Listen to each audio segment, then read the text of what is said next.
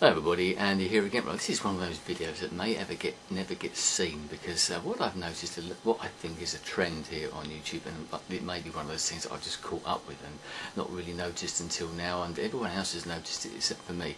But people seem to be doing more videos where they're just turning on the camera and talking, and maybe talking for quite a long time without not necessarily wandering off course and rambling and all that sort of thing, but actually talking about a subject, but not maybe worrying quite so much about all the other things that go here on YouTube about people only wanting to watch videos that are 5 minutes and got the attention span thing, and worrying about the 10-minute limit that we've got here on videos, unless you're an old-fashioned director, of course. And they're even splitting up the videos rather than doing all the editing to try and compress them into the 10-minute barrier that we've got there.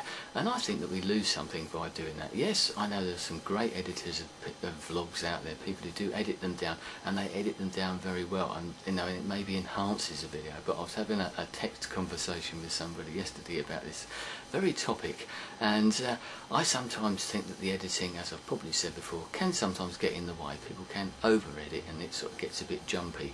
As I said, some people do it very well. I don't like editing, which is why I just sort of turn on the camera and tend to talk.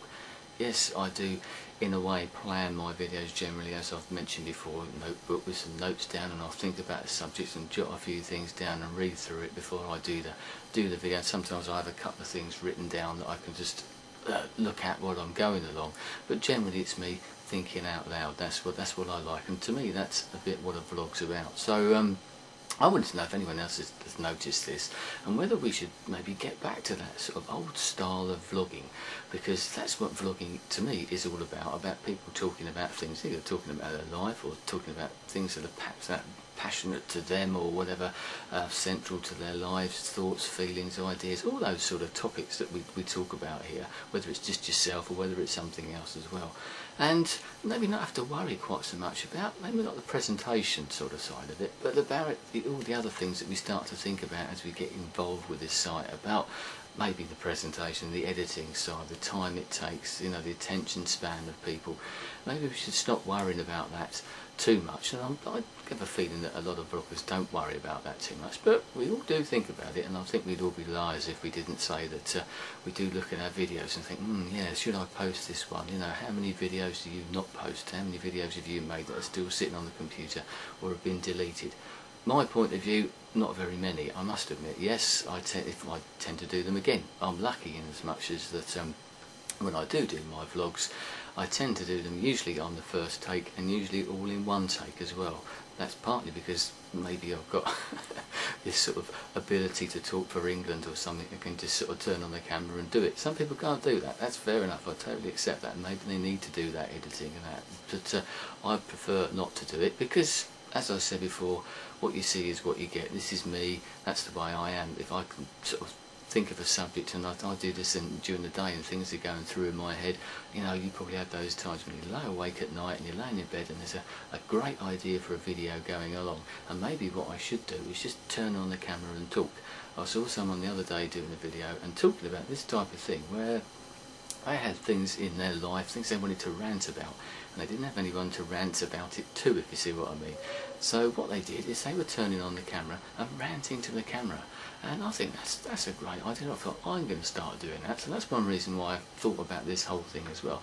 But if you've got something that maybe doesn't usually fit in your YouTube persona or whatever, something you're maybe not too happy about maybe posting as a video here on YouTube, because we all got our own little paths that we want to follow. I don't want to start upsetting certain people.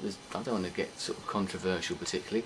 I've tackled sort of political ideas, and I will continue to do so, but I'm always conscious of maybe not getting too controversial, picking issues that are dear to me, that I'm obviously passionate about or feel something about, but I don't particularly want to attract that sort of controversial side of it. That's not what I'm like. I'm not a controversial person, so why pick a particular topic just to be controversial? Yes, I know that's what some people come here to do, and best of luck to them. If you've got something that's controversial, it's an issue, and you want to tackle it and you want to get out there and attract all those people, fine. It's great that there are people out there like that. But That's not something I particularly want to do. So maybe this is a challenge to all you people out there. Give it a go yourself. If you made a vlog, it's a great idea to do this. If you've got a camera, whether it be an ordinary camera or a web camera, it means that you can try it. You can talk to the camera, but you also have that sort of cathartic experience, as I've mentioned before, where you can get something off your chest, because you can watch it back and you can think, right, oh yeah, that's great, I've got that out, that's out into the open, I can sort of put that to one side, put it behind me and carry on with my life, so to speak. And you might even get a good video out of it, because sometimes the best videos come from me anyway, subject that you think about and you don't think about it too much, turn on the camera and you get it right first time.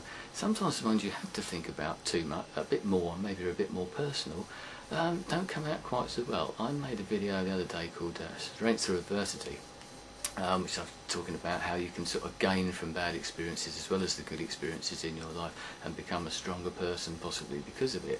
And I relayed this story about my daughter. Now that video took me, I don't know how many takes it took me to get it right. I still don't think I got it right. I still don't think it's a particularly good video, but it's a personal video. And so that's why I've left it as it was. I could have probably done that hundreds of times and never got it quite exactly as I wanted it. I was conscious about how much information I put in there, what I could leave out, what I should put in, and you know, I could have gone on and expanded the story and probably horrified you as well, and I didn't want to do that, as I said before, about the controversy side of things.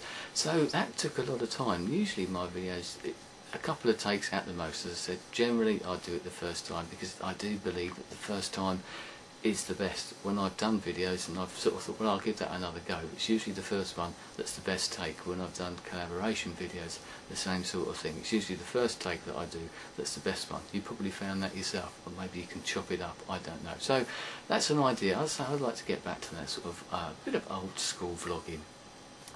So I intend to do this and maybe do some videos that maybe send you to sleep. Maybe I should call them something in particular, because you know, I've always had this feeling that we need to talk as people. I did a video a long time ago called "The Need to Communicate," about how us as people, as a you know, the human species or whatever, that we do need to communicate. We do need to talk. After all, it's one of the things that makes us different to all the other mammals, animals and life on Earth generally, isn't it? They have their own ways, but we're far more animated, I think, and the way that we communicate, and that's what this is all about, isn't it? That's what vlogging is, communicating by voice, yes, with the pictures as well, which makes it that much more personal. So I think we need to do this, which is why I feel I have a need to do this, but you know, we have a need, so give it a go, talk to the camera. You don't have to put it up, doesn't matter, does it? If the video doesn't work out very well, don't bother uploading it, and if you do, well, that's great. I like watching people talk about their lives, I like watching people with their ideas, and I don't mind if it's a long video.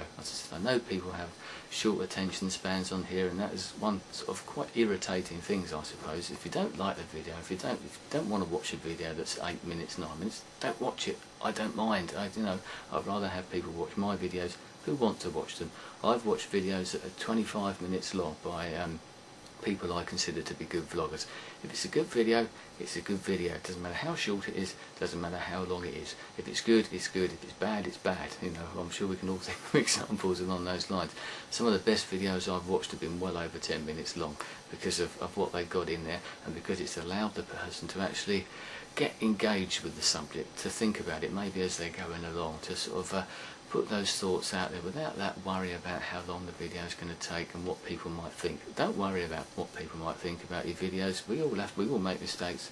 We all have to sort of put out there what we want to put out there. After all, it's us, isn't it? You're seeing me, I'm seeing you, and that's what I like about this sort of this channel, this whole idea, is that we're learning about each other, and the best way to do that is by being yourself.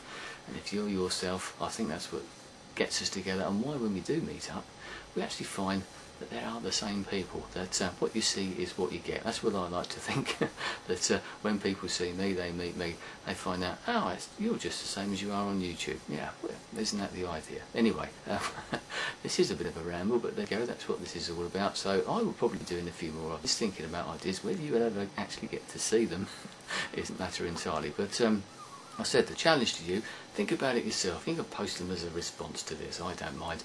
You know, let's create a video that's, or a load of videos that are long and not boring. They don't have to be boring just because they're long. So think about that. Maybe I should call them a particular title so that you know which ones they are. And maybe I should just call them We Need to Talk or something, because I feel we need to talk. I need to talk. You need to talk. It's a great way of getting those things out there, getting them off your chest, putting those subjects behind you and moving on to something else. Anyway, thanks for your time. I'll speak to you again soon. Goodbye.